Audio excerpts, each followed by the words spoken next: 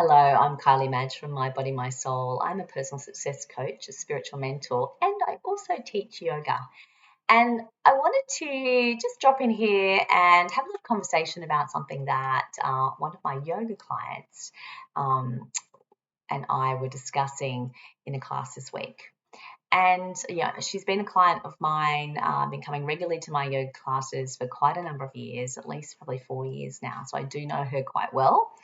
And we were having a conversation. She is going through, she's under a lot of pressure and stress at the moment, finishing off a project that she's been working on for a very long time, doing some study and getting to that kind of really nitty gritty end of it all coming to completion.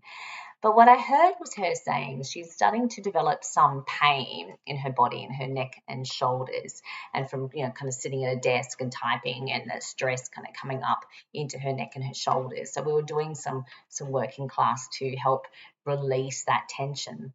But as she was describing what is happening, the language that was coming out was that I just have to suffer through it. I just have to suffer through this until I get to the end. And my question to her was, um, why do you need to suffer? And just kind of let that land with her. Why do we need to suffer? Why suffer? Because intellectually, she knew of all of the things that she could do to not suffer. So she knew that she could go and have some physio. She was coming to yoga, so that was obviously helping. But she also said, I know I should be taking longer breaks. She's sitting at the computer for 3 hours.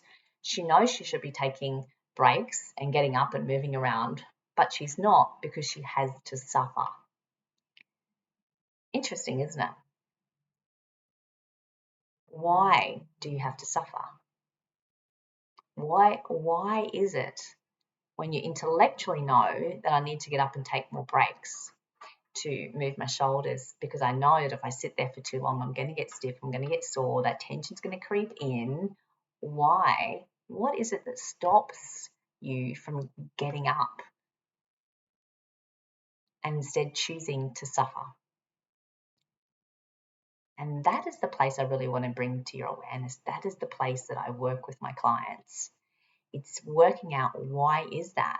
Why is it that you intellectually know this isn't good for you, but you continue to do it? And your language is even coming out that you must suffer. And because, I just don't believe, I'm very much for taking the easy road, right? Taking the easy path, making things flow easily. I don't like drama. I don't like having to feel like I'm struggling, like pushing uphill to get to where I want to go.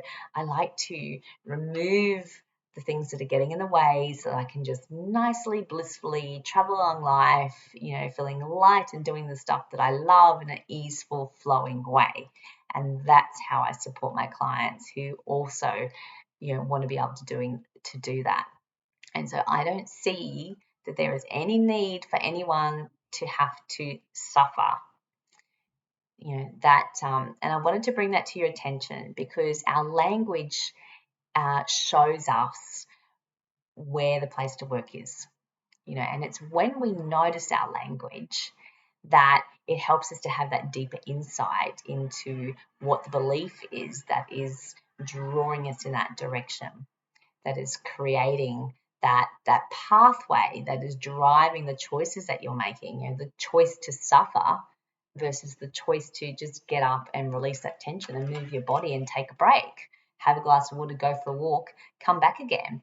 And the thing is that, when we, especially in that example where you're creating something, you're writing, you're sitting at a computer, you're writing, you're creating, have a think about what energy are you creating from. And this is the conversation I have with my client.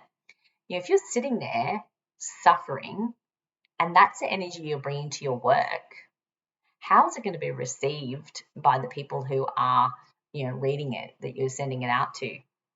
They're going to get, is it going to feel lighthearted, joyful, exciting? Is your passion going to come through? Or are they going to feel that sense of suffering? a sense of hardship, things having to be hard. Like, what energy are you putting into your work? And just let that, sink in for a moment. Because, on the spiritual mentoring side of what I do, is very much about the energy that we have in our body and into our being, into the space that surrounds us. That our energy we pick up on from other people before they even come into our space. We can get a sense of their energy, whether it be through expressions, the way they hold their body, and we might not be consciously aware of it, but on some level we notice. And if you're feeling, like you're suffering and everything's got to be hard to get something done, then people are picking up on that. That's the energy, the vibration that you're putting out, that they're receiving on the other side. And is that really what you want? Is that serving your best interests? And is it, the message, the vibration that you want to be sending out, to your loved ones that you're living at home with, to your partner, to your friends? Because people aren't much fun to be around when they're in that space, because they tend to drain your energy as well.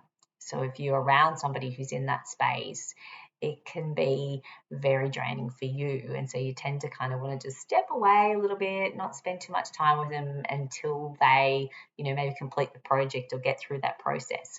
So I just want to bring that to your attention today, to to notice your language, and to perhaps think about, do you really have to do it the hard way, or is there an easier way? And there's pretty much always an easier way if you're noticing those things. And I would love to help you, support you to take that easier path, that more flowing and easeful path, than to continue to suffer and do it hard. So get in touch if you would like some support. I am here, would love to have a chat with you. I look forward to seeing you next time. Bye.